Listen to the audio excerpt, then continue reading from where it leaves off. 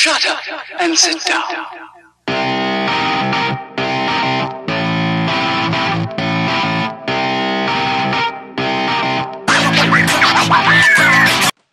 How are we doing, ladies and gents, and welcome to another Ghost Kiwi vlog.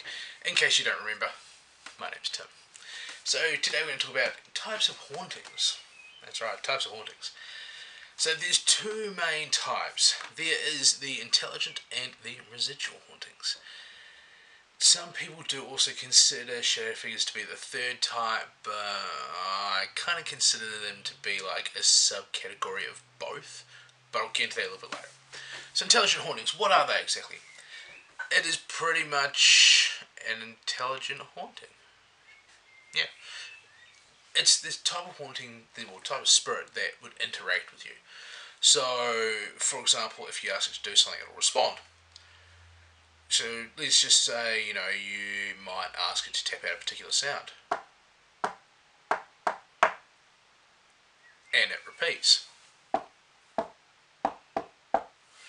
You might ask it, if you're using, say, a spirit box, you might ask it a question and it'll respond to you. Well, you might ask, say, what is your name? And it responds with, Carl. What are you doing here? What do you think, you dipshit? That sort of thing. You might even be using a K2 meter, and in case we can't remember what a K2 meter is, that fella there. So you might say, hey, can you light up as far as the... It is going, sorry. You might say, can you light up as far as the third light? It'll light up to the third light. That's an intelligent haunting. One that interacts with you. You ask it to do something, it does it. You ask it to touch your hair, your long lustrous locks. It does it. Residual haunting is slightly different. It's basically the opposite. It's not intelligent. Residual haunting is a spirit or a haunting where the same thing just happens over and over and over and over and over again until it either just fades away or it becomes something that's so normal that people don't notice it anymore. That's something like, I don't know, they just perform the same task that they do in life. It might be that they used to, every day, they'd walk a certain pathway. They might have done a certain job every day, so it just basically it just keeps doing that. Doesn't interact with you anyway. You can see it day in and day out doing the exact same thing. That's all it ever does. You can say hi to it, try and get some sort of interaction, but the only thing you might get is a reading on a mal meter, reading on a MEF meter, reading on a K2 meter. It doesn't do anything. It's just there. A bit like that annoying person in your life. They're just there. And that kind of leads us on to something called the stone tape theory. This is a weird particular phenomenon. It's believed by most people most investigators, that things like stone, obviously, wood, and other materials will absorb energy. So that can be really strong emotional energy, or it can be the energy from repeated tasks. So let's just say Tower of London, the worn steps in the tower where people have gone up and down for generations. They might say that they see, everyone says that it says one particular beefeater going up and down the stairs.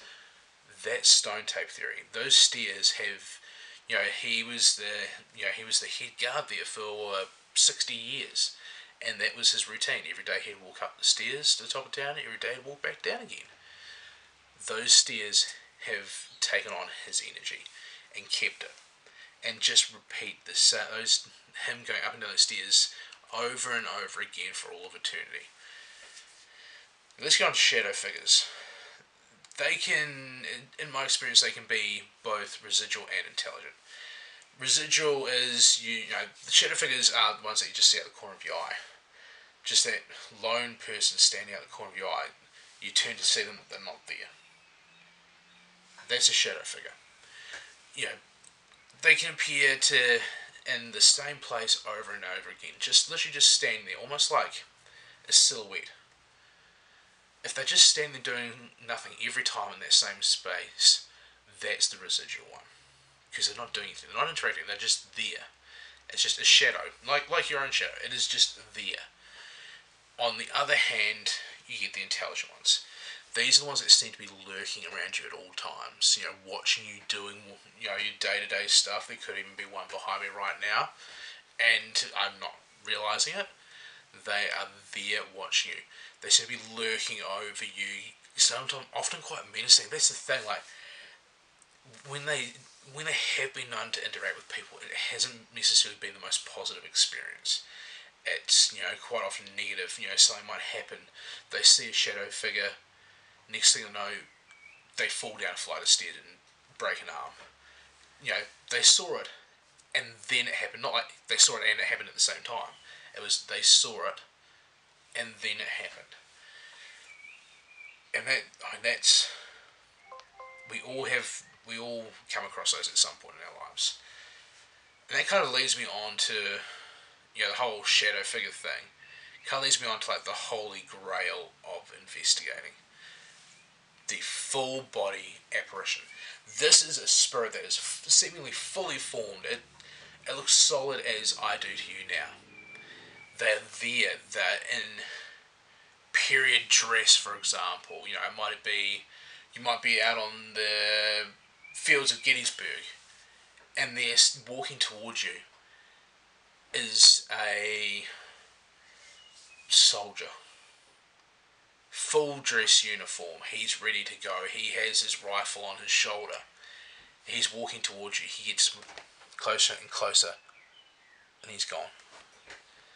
That's the holy grail. That's the thing that all investigators want to catch on film. As hard as it would be to prove that it happened, that it's not CGI or something, that's what we want. That's what we love to see. I mean, that would be... I would stop investigating after that. That, if I caught that, that would just be amazing. And if it was an intelligent full body apparition, yeah. No words can describe it. Those are hauntings. Those are your most basic types of hauntings. I think my sort of make this kind of the start of a series. We'll start off with all the little basic bits and pieces, just to get you guys going. Once I get this little camera set up, rocking, it'll be good. I'll be able to take you out places. I'll have, a camera that can actually film at night, that sort of thing. But in the meantime, we'll continue with this sort of stuff. Just want to say a couple of things. I apologise for not having put a video out in the last week.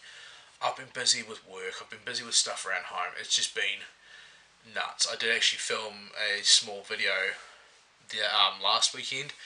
I may have been slightly intoxicated when I filmed it, so I just binned that one. But yeah, I'm going to start doing it, weekly again. Speaking of weekly videos, I did ask in my last one to get, if we got 5 likes, that I would post my new fitness regime, getting fit to be able to do Tough Mudder. I only got 4 likes, so I'm not going to bore you guys with that. You will still see me going for walks and stuff, but it'll be interesting walks, not just me walking around the local park, as I said, with my dog, talking to myself. It'll be proper walks like we might go to. I forget where we're going tomorrow. We're going for a walk tomorrow, so you can come with me on that. But for now, we'll continue mostly with this sort of stuff. Apart from that, like, subscribe, hit the notification bell, comment down below, even if it's just a simple hello.